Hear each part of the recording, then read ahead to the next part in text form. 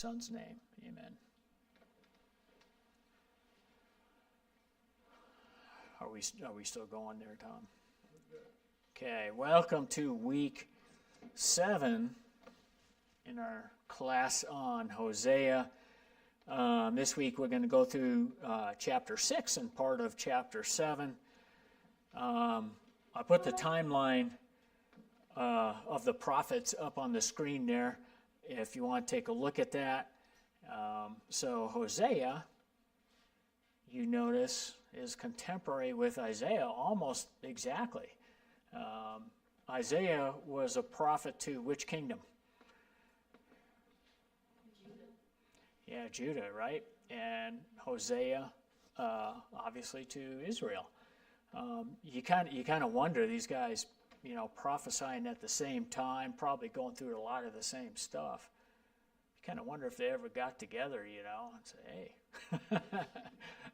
want to go for a beer? Let's talk about this here. And I don't know that there's no mention of Isaiah in here, and Isaiah doesn't mention Hosea, so you wonder if they. But Hosea does, as we're going to see even more in this chapter.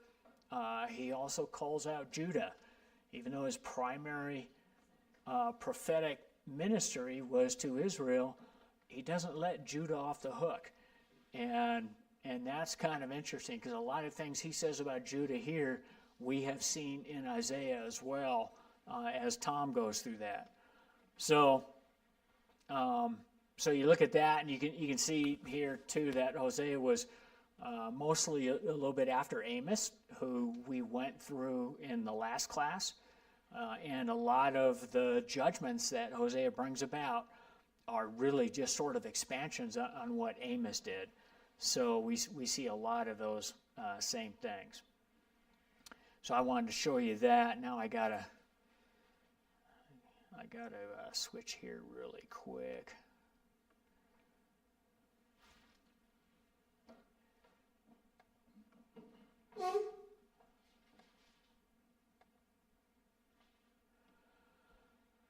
Okay, this is in chapter 6. So you see this little outline up here, and we see how, and we spoke about this at the beginning of the book, how the book swings from Hosea pronouncing judgment to pronouncing salvation to judgment, salvation, or restoration is a word that's used here also. And so in chapter 6, we're actually looking at verses 1 through 3, because I didn't quite get done with the salvific part of that section as you look on the third block down. So we're going to look at verses 1 through 3, and then we swing back to judgment starting in verse 4 of chapter 6 and the rest of the chapter. Okay, so again, we're in part 2 of the book, and that started back in chapter 4, and this is his message to Israel, and a little bit to Judah as well. So kind of by way of a little bit of review, recall that this chapter, this book, is worded like a judicial suit that's being brought against the nation, which of course it is. That's exactly what it is.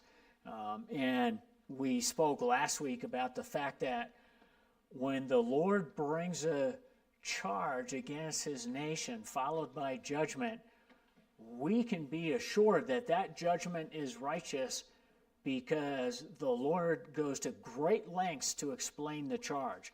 He does not judge his people ever without presenting all of the evidence against them. His judgments are righteous, and we have seen that in all the prophets. We saw that in Amos for sure, and we're seeing it here.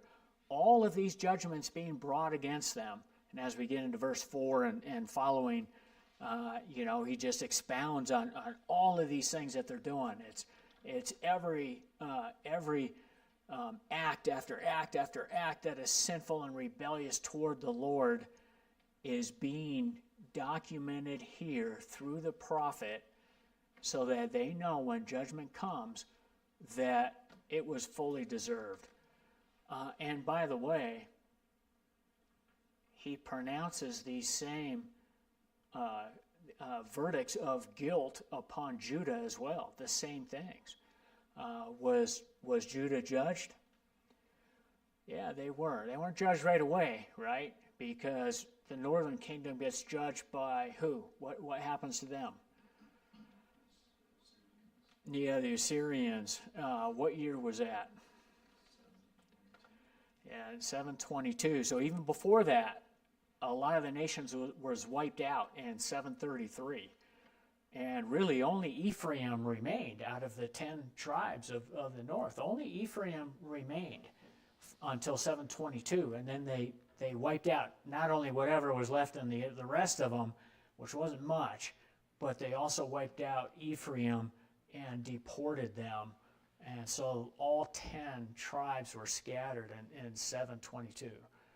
So again, just by way of reminder, when we see Hosea calling out Ephraim, which he does again here tonight, we'll see, when he calls out Ephraim, he's looking at that time period between when the other tribes have already been decimated, but Ephraim still remains on its own. And what is Ephraim doing? Even though all these other tribes have been partially judged for their sin, and for many of those cities it was very devastating, Ephraim, even though they hadn't been affected yet, remained in their sin. They did not repent. And isn't that just like the Lord to work that way to show them just the debaseness of who they are by demonstrating this is what happens when you act this way, judges everybody else, but leaves you alone for a little bit, and you continue on. You don't change despite knowing what the consequences are. And then the Lord comes back in 722, and Ephraim is wiped out as well. And again, the whole story revolves around the Lord's command to Hosea to marry a wife of harlotry.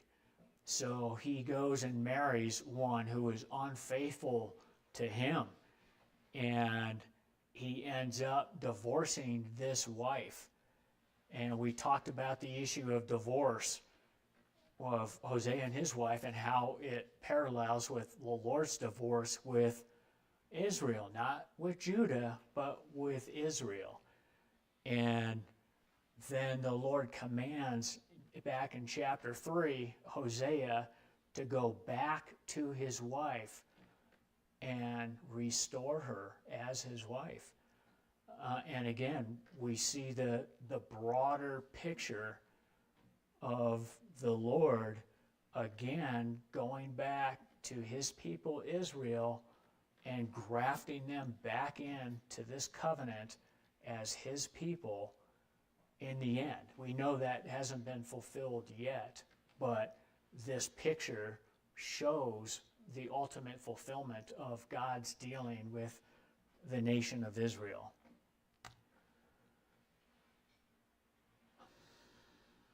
Hang on a second. I missed something here.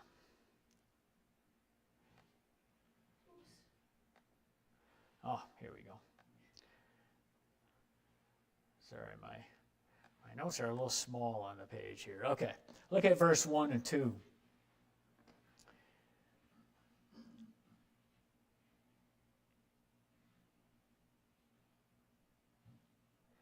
Okay, it says in Hosea chapter 6, "Come, let us return to the Lord, for he has torn us, but he will heal us." Hang on just a second here. I got the wrong group of slides up. I apologize. I went back a little too far. Sorry. Got to get my ducks in a row here. There we go.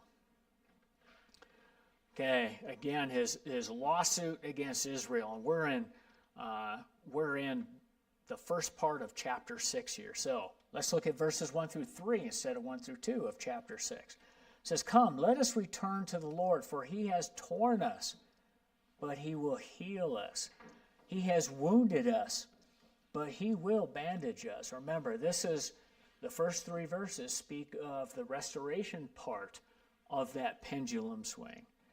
He will revive us after 2 days. He will raise us up on the 3rd day, that we may live before him. So let us know, let us press on to know the Lord.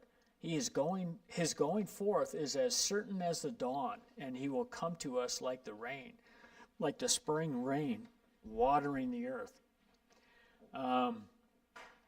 So these verses, these 3 verses, you look at it, and you see how it's in quotations there. So it's almost like it's quoting someone. Come, let us return to the Lord. Well, they didn't do that in this time period. They didn't do that in Hosea's ministry. In fact, they haven't done that yet to this date. So it seems as though these quotes are sort of what this future generation of Israel is going to say. Now, when is this going to happen? When are they going to say these things?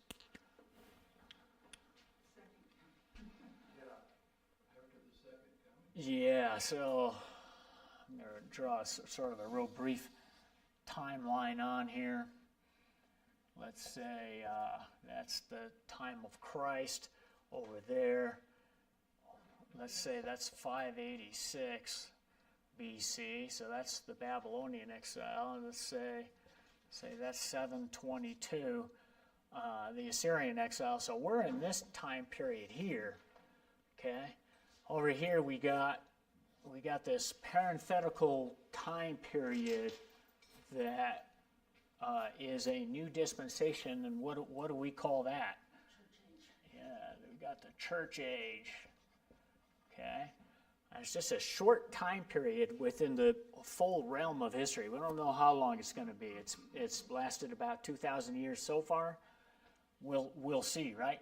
What happens right after the church age? When does this end parentheses occur? What marks it? Yeah, the rapture. Joan's on fire again. Okay, the rapture marks the end of the church age in that parenthetical period. Then following the rapture, you have something else that happens. What happens? Daniel's 70th week starts. 70th week, or the tribulation, right? So this tribulation, this is a 7-year period. Sorry, this isn't really to scale. That's it looks like about 10 years, which we'd be in a lot of trouble if that was the case. Okay, so this 7-year period, there's a demarcation in the middle of the tribulational period. What does that mark? The beginning of the Great Tribulation. The beginning of the Great Tribulation. And Tom will get into it in the pulpit, what happens in the middle of the tribulational period. After the tribulational period, what happens there? Christ returns to earth physically with multitudes and ends that tribulation by the destruction of all the enemies all along. Yeah, and we call that battle what? Armageddon. Yeah, Armageddon, or sometimes, I like to call it a campaign when I did my case. So because it's multiple battles that take place. So directly following this tribulational time period, Christ comes back, and what's the time period after that? There's a transition. There is a short 75-day transition, right? But not counting that 75 days, what happens after that? What's that? No, not yet. The millennial kingdom. Yeah, the millennial kingdom. Okay, you have this millennial kingdom. How long will that last? It's not to scale. And then after the millennial kingdom, we'll put a big arrow on there because that goes on quite a ways. we have what's called, what was that, sweetie? Yeah, the eternal state.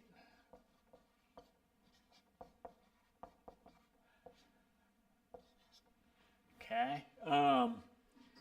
So we're talking about this time in the first 3 verses of chapter 6, where Israel seems to be saying, come, let us return to the Lord. He has torn us, but he will heal us. Well, when has this occurred in all of this history? Okay, it hasn't, right? When will it occur? Second coming. Right, or the end of the tribulation, right? You have that 75-day gap somewhere in there, right? So here we have Israel now being restored because during the tribulation, 2/3 of the nation of Israel will be taken out. They will be judged and destroyed. So who is it that's entering the millennial kingdom? Oh, well, yeah, all the saved people, okay? To put it generally, mind your way, Joan. To put it generally, all the saved people. So only believers in Israel. And that's, I think, what we're seeing quoted here in these first 3 verses. These are Israelites. Those who remained, have not been judged or taken out, are now starting to look to the Lord after all of this tribulation has occurred. And they look around and they say, come, let us return to the Lord, for he has torn us, but he will heal us. He has wounded us, but he will bandage us. And you see them finally, after literally thousands of years, finally turning back to the Lord and looking to him in this time. Verse 2, he will revive us after 2 days and raise us up on the 3rd day. Now that's kind of a hard thing to understand. Like what is he talking about? What are these 2 days and raise us up on the 3rd day? It almost sounds like a Christ-like resurrection there. But I don't think he's referring to Christ's resurrection there or anything like that. It turns out that this was a Jewish expression, and you actually see it in the movies, like Fiddler on the Roof. They said, as they were being dispersed out of, I want to say that was Russia, where that movie setting took place, and the Jews had been kicked out of Russia, and they, as they're leaving, sort of their parting greeting to one another was, tomorrow in Jerusalem, tomorrow in Jerusalem. They kept saying that. And you could get the sense from the movie what they were talking about, but what it meant was, I will see you shortly. We will meet there very soon, is what they were saying. It's a common greeting in Jewish thought, and it was especially true in the ancient world. Eliot said this in his commentary, that this expression, after 2 days and on the 3rd day, he said this is a Jewish expression that means it will come soon. After 2 days really just means tomorrow, and there are some translations that translate that part tomorrow, but it really means soon. We will see you soon. It's the same with on the 3rd day. Okay, that means soon these things will happen. Okay, and then in verse 3, let us press on to know the Lord. Remember, one of the charges against Israel was what? It was that their leadership, the priesthood, was implicated in these charges, and the charge is that the people had no knowledge. And who was culpable for that? It was the priesthood. It was the priesthood who were supposed to teach the people. When you went to the place of worship, the word was supposed to be read. You were supposed to learn and grow and be taught. And the sacrificial system was also a way of teaching, but they knew nothing of any of these things. He said, my people are ignorant on account of a lack of knowledge, and that was an implication against the priesthood. And so here, what are they saying? Let us know. Let us press on to know the Lord. So again, we see that coming here when Israel turns to the Lord at the end of the tribulation there. And then that last part, he will come to us like the rain, like the spring rain, watering the earth, and you just get a sense of refreshment, this relief from all of the oppression is kind of what you get in that. And again, will, I think, be very much like that time when their Messiah finally comes. All right, now I got to go back to my other slides.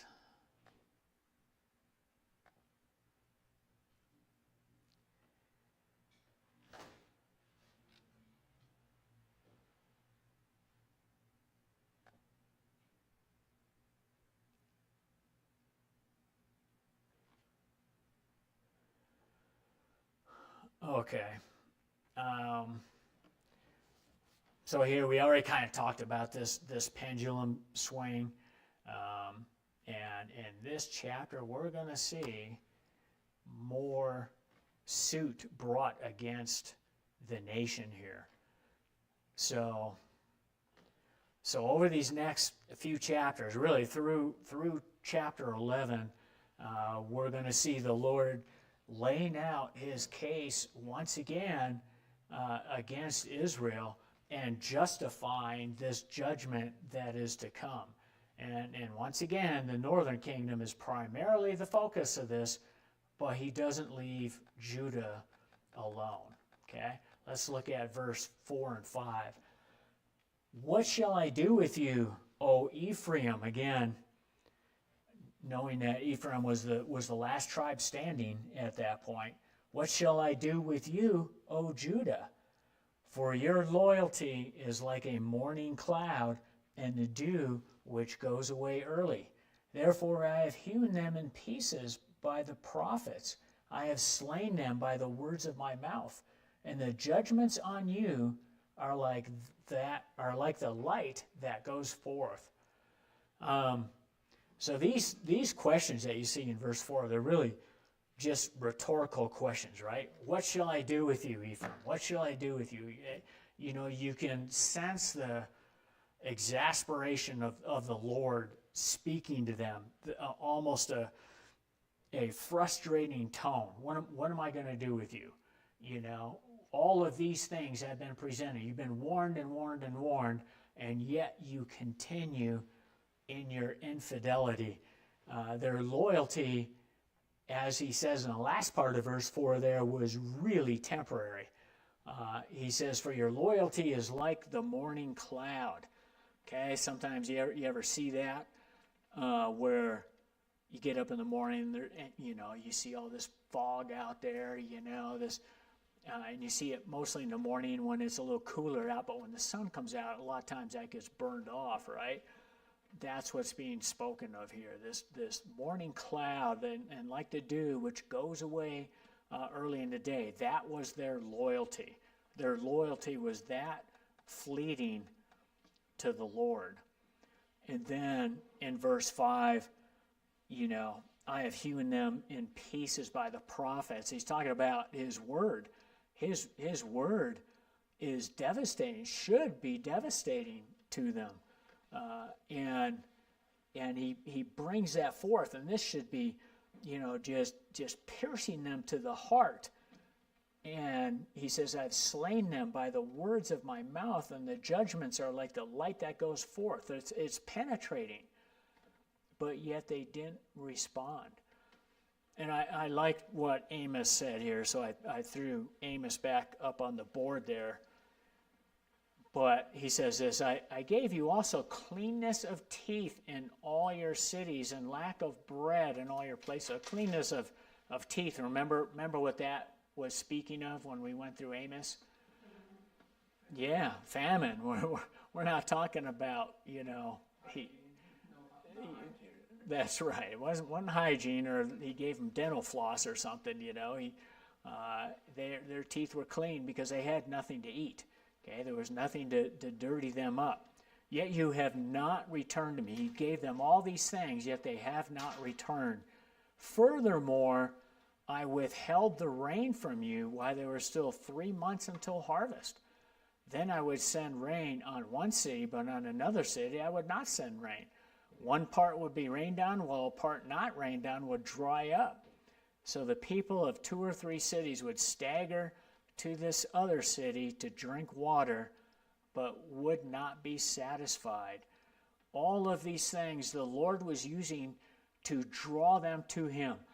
And I know we've talked about this before, but even in our lives, we have things that occur. For us, because I know I'm getting older, and that's getting very apparent every time I go to the doctor's office, and they want to prescribe more medicines and this, that, and the other, to try and keep me healthy. In fact, I have another little cancer surgery on my leg on Wednesday morning. So it's just a skin cancer that they're going to take out. But you never know what can happen with that stuff, But it's like these things keep popping up, It's like unending. It's almost God's way of driving us toward him, where we realize just really how dependent we are on him.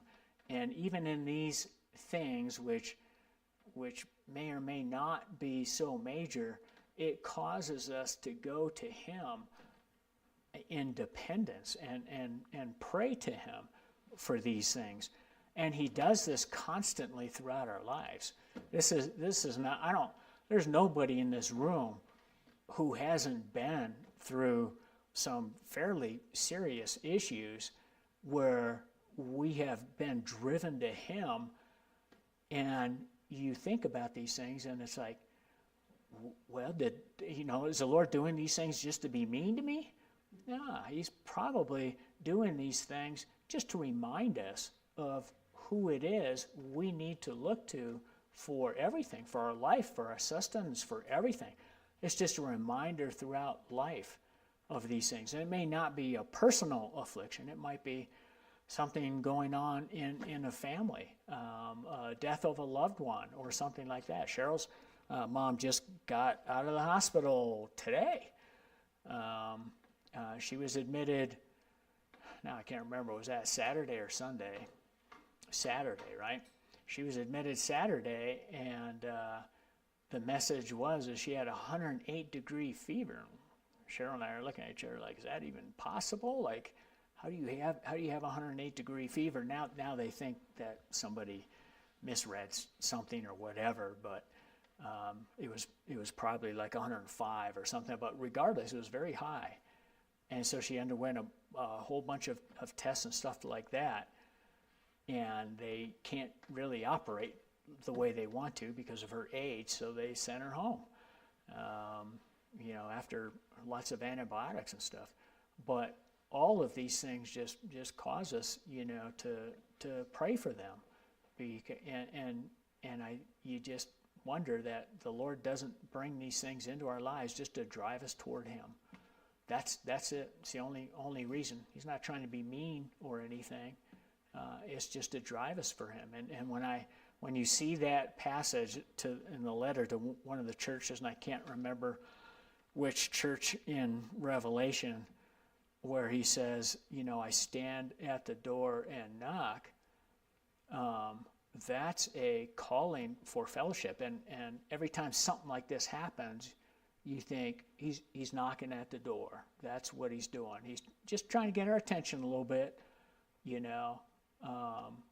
come to me, rely on me, recognize that that these things are fully in His hands. And anyway, that's what I think of when I see that. So Larry, when he says, like in verse 5, therefore I've hewn them and slain them, is he's speaking to the other tribes? The them is referring to the other tribes, not Ephraim. And so Ephraim's that. He's saying, look, I did these things too.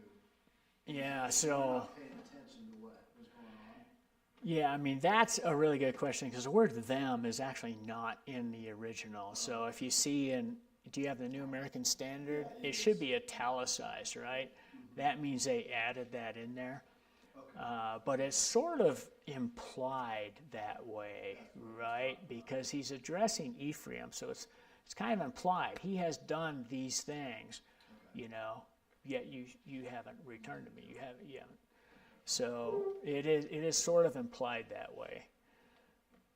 Okay, let's look at, I got the rest of Amos chapter 4 on here, which continues on. He says, I struck you with scorching wind and mildew. The caterpillar was devouring your many gardens and vineyards, fig trees, and olive trees, yet you have not returned to me. I sent a plague among you, as in Egypt. I killed your young men with a sword along with your captured horses. I made the stench of your camps rise up in your nostrils, yet you have not returned to me. I overthrew you as God overthrew Sodom and Gomorrah, and you were like a log snatched from a fire, yet you have not returned to me. I mean, this is so human nature, and I guess as we read these, I mean, God puts these things in Scripture for a reason, right? It's not just for us to look back and go, what a bunch of saps those Israelites are, what's wrong with those people? It's to cause us to examine our own lives. Has he put things in our lives that ought to cause us to go to Him? And maybe we haven't responded. But we should always examine those things in our lives. Make sure we don't follow along on this error, whatever the error is. Okay, look at verse 6 and 7. He says, for I delight in loyalty rather than sacrifice, and in the knowledge of God rather than burnt offerings. But like Adam, they have transgressed the covenant. They have dealt treacherously against me. So what is being said there is that unless these sacrifice, he did set up a sacrificial system under the realm of the law there, but unless they're brought to Him in obedience and with a contrite heart, they were meaningless to the Lord. In fact, there are so many scriptures that speak of this, that He doesn't desire the sacrifice. He desires the heart. He wants the heart. Look at Isaiah chapter 1, which I have on the board there. I just copied a few verses out of it, but really I would say probably the whole chapter speaks of this. But it says, starting in verse 11, what are your many sacrifices to me, says the Lord? I've had enough of burnt offerings of rams and the fat of fattened cattle. I take no pleasure in the blood of bulls, lambs, or goats. Do not go on bringing your worthless offerings. Incense is an abomination to me. New moon and Sabbath, a proclamation of an assembly. I cannot endure wrongdoing in the festive assembly. I hate your new moon festivals and your appointed feasts. They have become a burden to me. I am tired of bearing them. So when you spread out your hands in prayer, I will hide my eyes from you. Yet, even though you offer many prayers, I will not be listening. Your hands are covered with blood. Okay? This is the Lord and how He sees us. And unless we come to Him with the right mindset and the right attitude, which is why, like we have Lord's Supper next week, right? So we prepare ourselves before that because we don't want to approach that with the wrong attitude and the wrong mindset. Okay, and then verse 7, he talks about they, like Adam, have transgressed the covenant. Okay, and you got to think, well, what exactly is being spoken of here? But I think it's really as simple as this: is that God had given Adam really one command, right? And Adam violated that. In the King James Version, this verse 7, says, "But like men, they have transgressed the covenant." And when you look at the literal translation of the word Adam, the literal translation is men, not Adam. But it's interesting that it's Adam being spoken of, and most commentators agree that it's really Adam that's sort of being pointed to here as a representative of all men. This is very similar, and I'm not, because of time, I'm not going to get into Romans chapter 5, but Romans chapter 5 speaks of the headship of Adam, of which Christ was the second Adam who turned all those things. So this, like Adam, like all men, they have transgressed his commands, is really the gist of what it's saying. And I thought Benson's commentary handled that really, really well. If you ever want to take a look at that. Back to Amos, because he has so much to say about these things. In chapter 6, verse 6 through 8, he says, "With what shall I come to the Lord and bow myself before the God on high? Shall I come to him with burnt offerings, with yearling calves? Does the Lord take pleasure in thousands of rams and 10,000 rivers of oil? Shall I give him my firstborn for my wrongdoings, the fruit of my body for the sin of my soul? He has told you, mortal one, what is good. And what does the Lord require of you? But to do justice, to love kindness, and to walk humbly with your God." That's what he requires. That, by the way, is exactly what Christ, our Lord, accused the Pharisees of doing. You go to all the ends of the earth to, perform or fulfill the, every iota of the law, but yet you have neglected the weightier matters. These are the weightier matters. Okay, look at verse 8 through 11. It says, "Gilead is a city of wrongdoers, tracked with bloody footprints. And as raiders wait for a man, so a band of priests murder on the way to Shechem. Surely they have committed crime. In the house of Israel I have seen a horrible thing. Ephraim's harlotry is there. Israel has defiled itself. Also, O Judah, there is a harvest appointed for you, when I restore the fortunes of my people."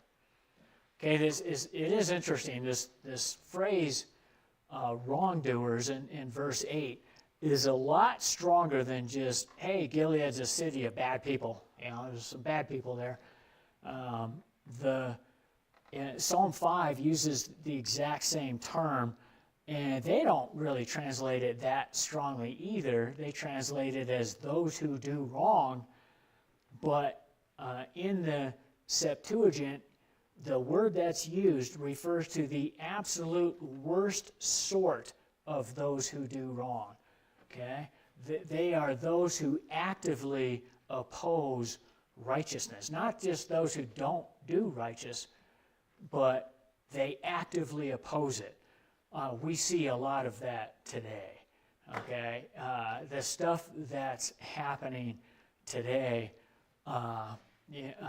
I think Tom brought up earlier this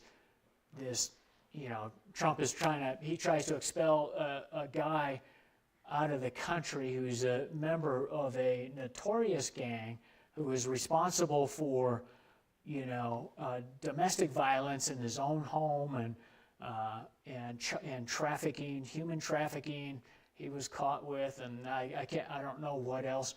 but being a member of it. And so what do people do? They don't just oppose something righteous happening, which is get them out of this country, go back to your own country, go to jail over there. And that seems like the right thing to do. And they don't just oppose it, but they actively oppose that righteous thing, saying, oh no, we disagree with you, but on top of that, you got to bring them back now. We want them back here, we're going to bring them to trial like every citizen has a right to, despite the fact that they're not a citizen. All of those things. That's the active opposition to righteousness. That's a mild example, but we see a lot of this. Kamala Harris started. I hate to get so political all the time, but there's so many great examples in politics, right? In the riots back in 20 and 21, all the Black Lives Matters or the Black Lives Matter groups used to go and smash the windows of all the Jewish shops. Jewish shops, by the way, were number one on their list of vandalization. And they had a statement on their website that was very anti-Semitic, which as soon as the media discovered it, they tried to wipe it. But some people had captured it before they wiped it. But anyway, many of them were implicated in all their thievery, the robbery, the beatings, the rapings that happened in some of these, like the Chop Zone in Seattle was brutal. And they tried to put these people in jail. What did Kamala Harris do? She set up a fund to get them the best lawyers to keep them out of jail. It's like, what are you doing? Like, why would you do that? There's and people don't see it, and they still go and vote for her by the millions. So, I just, praise God that we have some discernment that he has given us, because he obviously doesn't give that to everybody. It's very apparent when you see the things that the world does and how someone like her can get literally tens of millions of votes in the election. It's like, what's wrong with people, But you got to remember, they don't have what we have. We're very privileged. Just going on really quickly, and I'll just finish with these verses here. In verse 9, seems to implicate the priests as well, and we've seen this before. This isn't the first time, but he talks about raiders. He says a band of priests murder on the way to Shechem. Now, there's a little bit of debate on that, like, are they talking literal murder? Murder was something that happened on the road. So back in ancient times, you never traveled on the road by yourself. It'd be like walking through downtown Detroit by yourself, okay? You just don't do certain things wisely, and so this seems to think that the priests were implicated in this violence too, that they would take travelers along the road on the way to Shechem. Shechem, by the way, was what in the northern kingdom? It was a place of worship, okay? And so travelers would go on this place of worship, and the priests are supposed to lead them there and lead them in worship, but instead they're called murderers.